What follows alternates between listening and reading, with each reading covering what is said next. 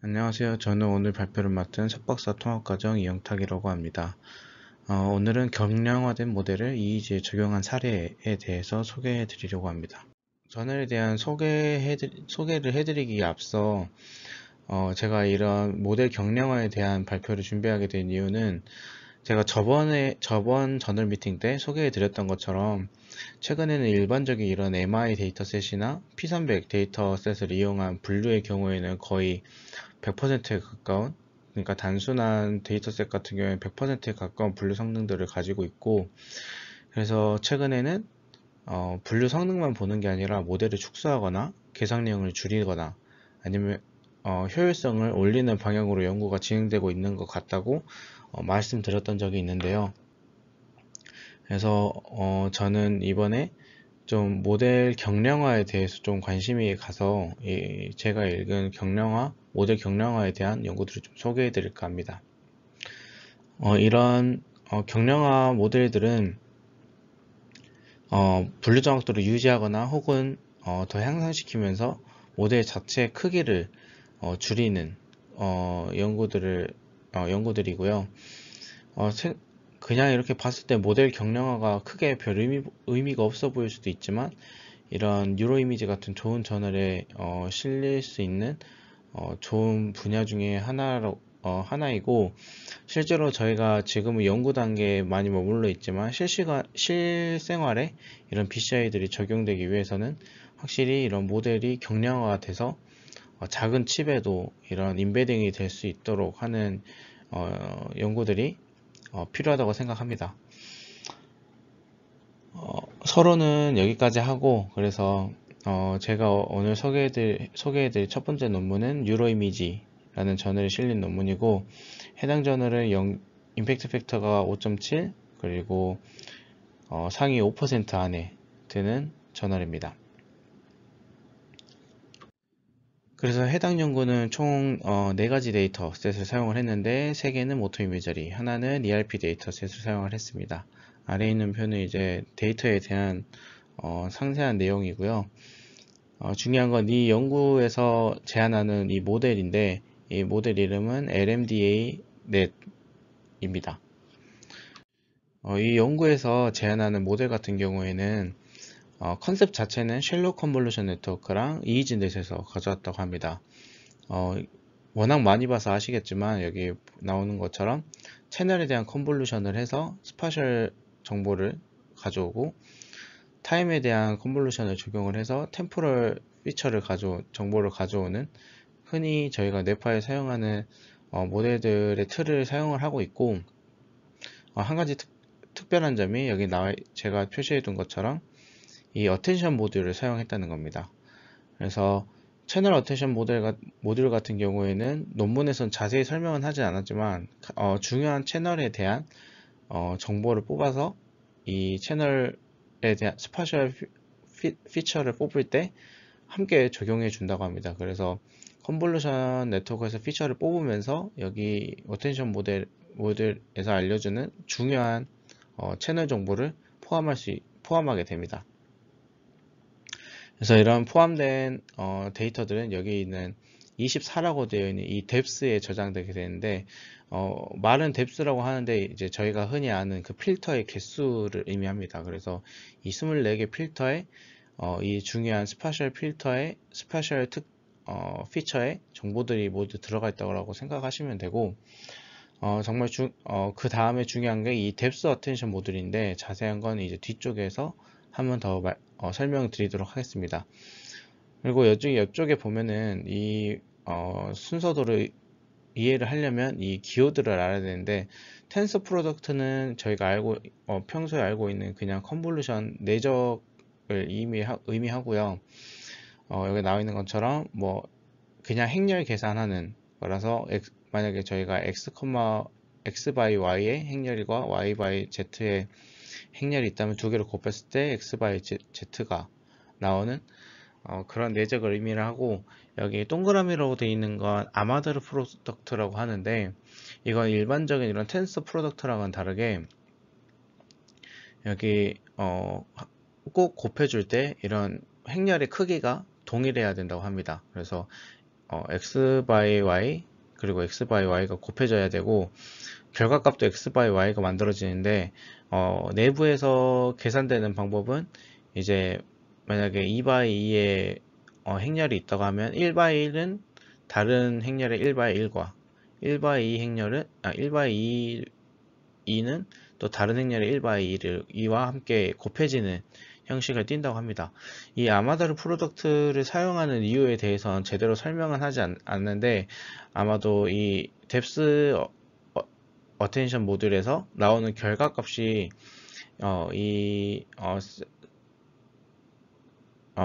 75by 1 by 24 이미 이 피처와 동일한 크기의 동일한 크기의 어텐션 피처들이 나와서 이 두 개를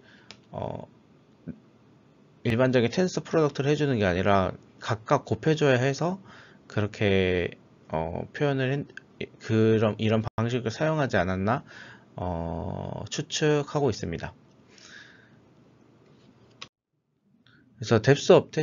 어텐션 모듈에 대해서 조금 더 설명을 해드리면 지금 여기 하이 디멘셔널 피처라고 해서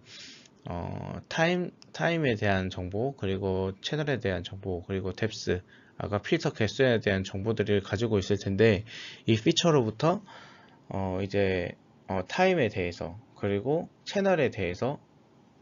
정보를 압축을 하게 됩니다. 정보를 압축하게 되고 이 압축된 정보들이 이 K라는 개수의 K개의 필터에 피처들이 저장되게 됩니다. 이 K개의 피처는 어떻게 보면 이제 템포럴과 스페셜 필터의 스페셜 정보와 템포럴 정보가 함께 안에 내포하고 있다고 생각하면 될 것 같은데, 그래서 이 K 곱하기 1, K by 1 by 1의 이 뎁스를 한 번 더 곱해줘서 최종적으로 앞선 레이어에서 보여줬던 것처럼 D개의 필터에 아마다르 프로덕트를 곱해줄 수 있도록 만들어줍니다. 그래서 어떻게 보면 이 어텐션 모듈에서 나오는 최종 어텐션 피처라고 부를 수 있는 건 템포럴에 대한 정보도 가지고 있고 스파셜에 대한 정보도 동시에 가지고 있는 핵심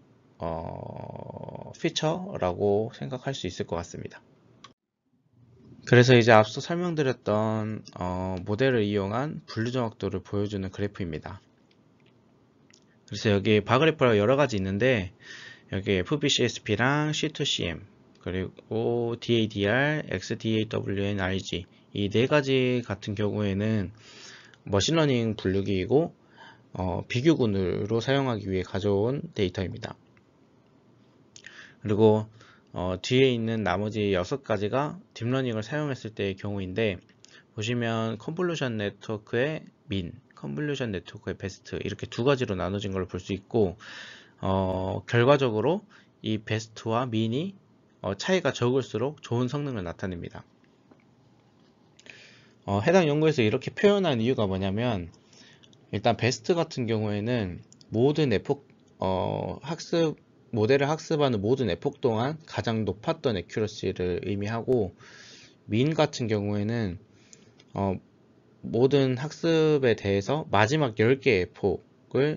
에폭에 대한 정확도를 평균한 겁니다. 그래서 예를 들면 베스트 같은 경우에는 만약에 에폭이 100개다 하면 100개 중에 가장 좋은 거, 그리고 민 같은 경우에는 91번부터 100번째까지 에폭에 대한 테스트 분류 정확도의 평균이라고 생각하시면 됩니다. 그래서 이런 분석을 하는 이유가 분석을 하다 보면 이제 여러분들도 딥러닝 분석을 해봤지만 그 트레이닝 애큐러시 그리고 밸리데이션 애큐러시, 테스트 애큐러시가 이제 차이가 많이 나는 경우들이 생기는데 이런 성능의 차이가 나는 이유가 이 밸리데이션 과정에서의 발생할 수 있는 문제라고 합니다. 그래서 저희가 보통 데이터를 나누면 트레이닝이 가장 많은 비율을 가져가고 그 다음에 밸리데이션 그리고 테스트 순으로 보통 데이터가 나눠지게 되는데 이제 랜덤으로 나눠지다 보니까 만약에 트레이닝에는 SNR이 높은 데이터 그리고 적은 데이터가 적절히 들어갔더라도 밸리데이션 데이터에 SNR이 조금이라도 안 좋은 것들이 들어가기 시작하면 모델의 일반화가 어려워진다고 합니다. 왜냐하면 트레이닝 자체에서는 잘 트레이닝하고 있지만 저희가 보통 마지막에 테스트하는 모델 같은 경우에 밸리데이션 데이터를 기준으로 좋은 모델을 뽑게 되는데 이미 밸리데이션 애큐러시에서 SNR이 안 좋은 데이터를 뽑아가다 보면 확실히 트레이닝 애큐러시보다 더 낮을 수밖에 없고 그리고 워낙 그 SNR에 따라 데이터 자체도 적은데 SNR이 들쭉날쭉 하다 보니까 이 성능이 들쭉날쭉하게 됩니다. 그래서 그에 따라서 이제 테스트 애큐러시가 갑자기 밸리데이션을 별로 안 좋아하는 테스트 애큐러시가 갑자기 높다거나 밸리데이션 애큐러시는 정말 좋아하는데 테스트는 너무 낮다거나 약간 이런 편차들이 생기게 되는데 이 민과 베스트를 같이 제시함으로써 이 모델이 얼마나 그런 변동성을 잘 잡아내는지 잘 컨트롤 하는지를 보여주기 위해서 이런 방식으로 결과를 보여줬다고 합니다. 저도 사실 이런 방식으로 보여주는 게 처음인데 보여주는 걸 보는 게 처음인데 제시하는 걸 보는 게 처음인데 굉장히 좋은 방법이라고 생각을 하고 참고해 볼 만한 사항이라고 생각됩니다. 그래서 보시면 평균적으로 이 파란색 그러니까 이 연구에서 제안하는 모델이 가장 좋은 것을 확인할 수 있고 편차도 다른 모델과 비슷하거나 아니면 다른 모델보다 압도적으로 좋거나 이런 경향들을 봤을 때 이 연구에서 제안하는 모델이 가장 좋다는 것을 확인을 할 수 있고 그래서 앞에서는 이제 해당 모델이 가장 좋다는 것을 밝혔는데 그러면 이 모델이 가지는 강점을 강조하기 위해서 여기 있는 것처럼 어블리에이션 스터디를 진행을 했는데 각각 의미하는 바는 벤치마킹 같은 경우에는 채널 모듈과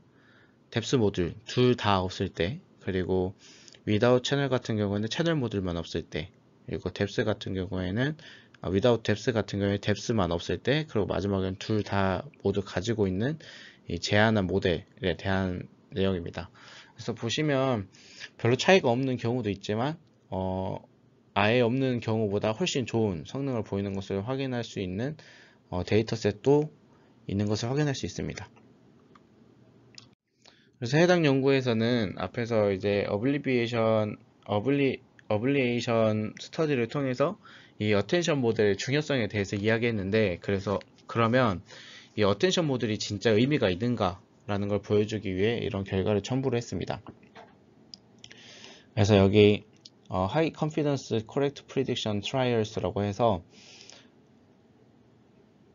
원데이터를 의미를 하는 거고 이 원데이터는 여기 B1의 이 하얀색,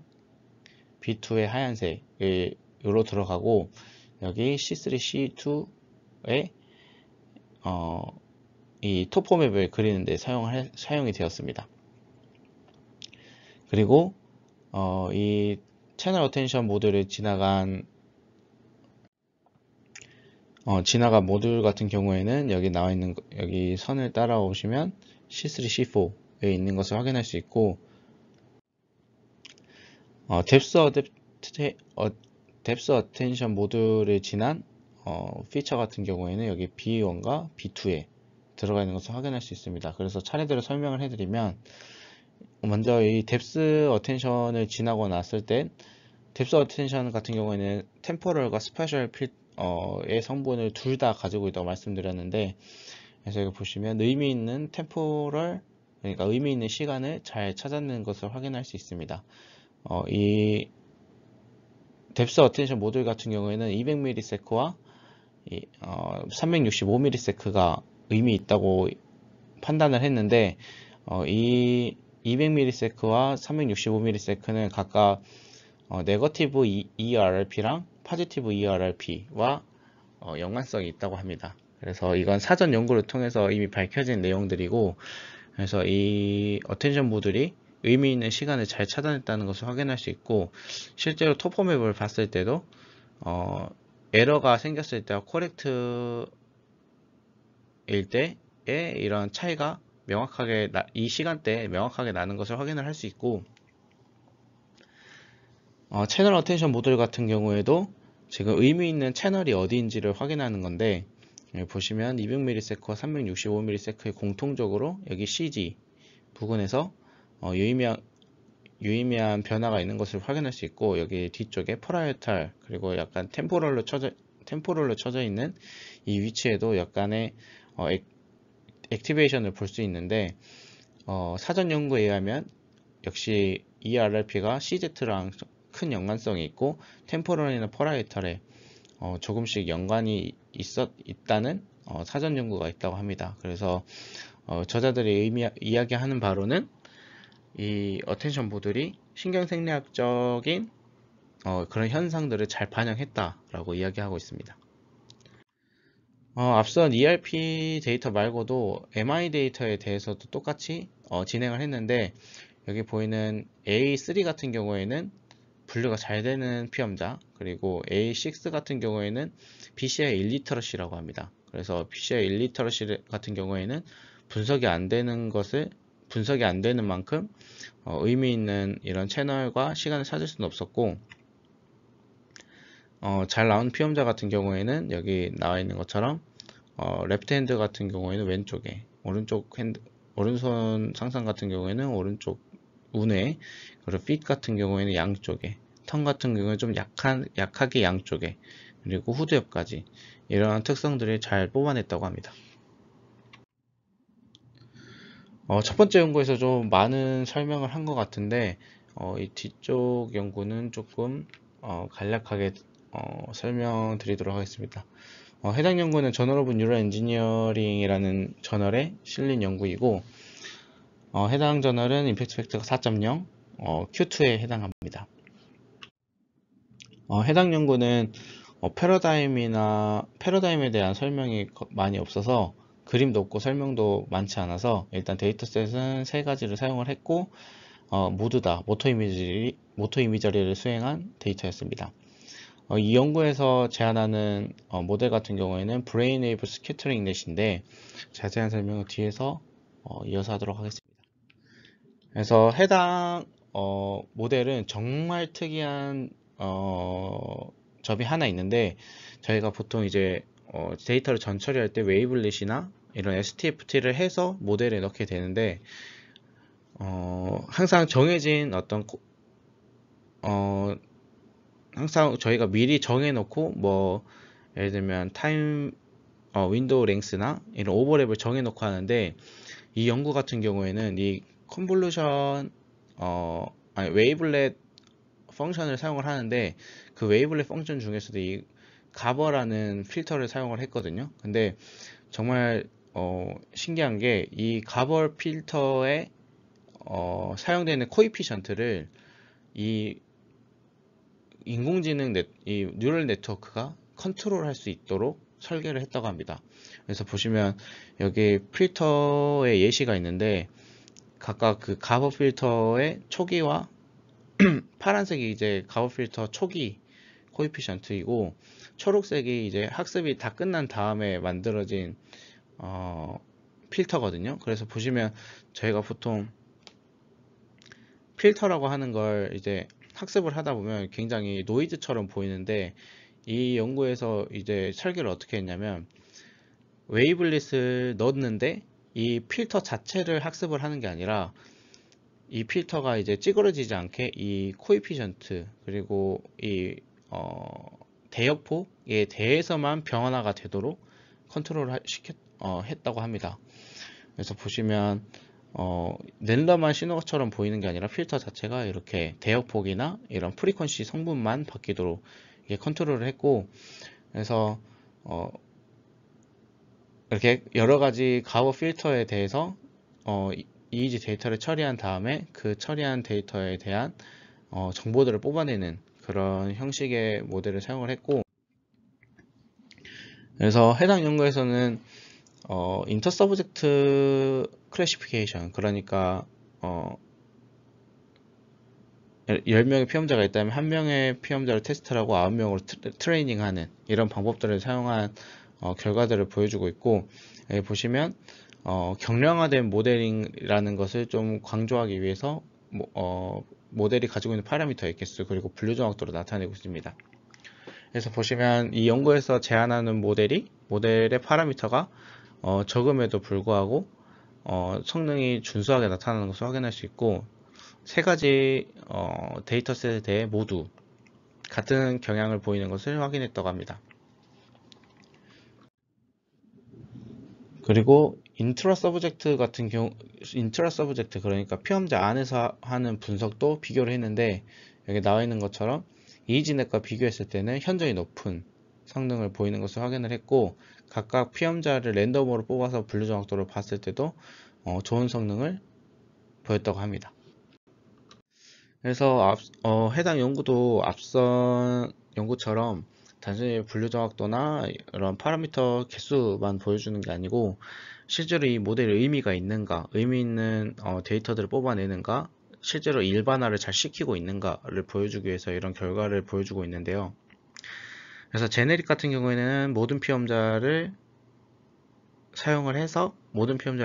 공통적인 어떤 의미 있는 프리퀀시를 뽑은 경우, 그리고 이 5명의 피험자는 각각 개인별 중요한 프리퀀시를 뽑은 건데, 보시면 이제 제너릭과 이 인디비주얼한 측면에서 비슷한 대역들이 잘 뽑히는 것을 확인할 수 있었다고 합니다. 그래서 이렇게 총 2가지 논문을 제가 소개해 드렸는데요. 첫 번째 연구 같은 경우에는 어텐션을 활용해서 인터프리터블한 모델을 만들고 실제로 더 다른 모델에 비해 경량화된, 그러니까 레이어가 몇 개 없음에도 불구하고 분류 성능이 잘 나오는 그런 모델을 제안한 연구였고, 두 번째 연구는 일반적인 모델보다 파라미터 수도 적고 웨이블리 자체를 모델이 컨트롤하면서 의미 있는 데이터를 만들어내는, 의미 있는 결과를 만들어내는 그런 연구였습니다. 그래서 2가지를 좀 같이 살펴보면 좀 공통적으로 이야기하고 있는 게, 이 개발된 모델이 설명 가능한가, 인체 신경 생리학적으로 해석이 가능한가를 좀 중점적으로 보고 있는 것을 확인할 수 있는데, 저희도 앞으로 연구할 때 좀 이런 부분들을 고려해야 될 것 같다고 생각하고 있고, 생각이 좀 들었고, 특히 저는 두 번째 연구에서 좀 임팩트 팩터는 낮았지만 조금 충격적이었던 게, 웨이블렛 필터의 파라미터를 딥러닝 모델에 접목을 해가지고 이 모델 파라미터 뿐만 아니라 그 웨이블렛 하는 파라미터까지 훈련시킬 수 있다는 점이 되게 저는 상식을 깼다라고 생각을 하거든요. 그래서 이런 부분을 조금 고려를 하면 좋을 것 같다는 생각이 들고, 이 연구를 보니까 제가 예전에 그 쉘로넷의 필터, 그 주파수 성분을 가지는 필터를 사용한 적이 있는데, 그때는 그냥 필터를 넣고 학습을 하니까 필터들이 다 찌그러져서 노이즈처럼 보이는 경우들이 있었는데, 이런 앞선 웨이블릿 파라미터를 조정하는 것처럼 이 모델이 그 프리퀀시 자체를 그 필터 자체를 건드는 게 아니라 뭐 프리퀀시 성분, 예를 들면 뭐 앰플리튜드라던가 페이즈만 조절하도록 좀 필터를 학습시킬 수 있게 만든다면 좀 좋지 않을까라는 생각을 좀 해봤습니다. 제가 준비한 발표는 여기까지입니다. 들어주셔서 감사합니다.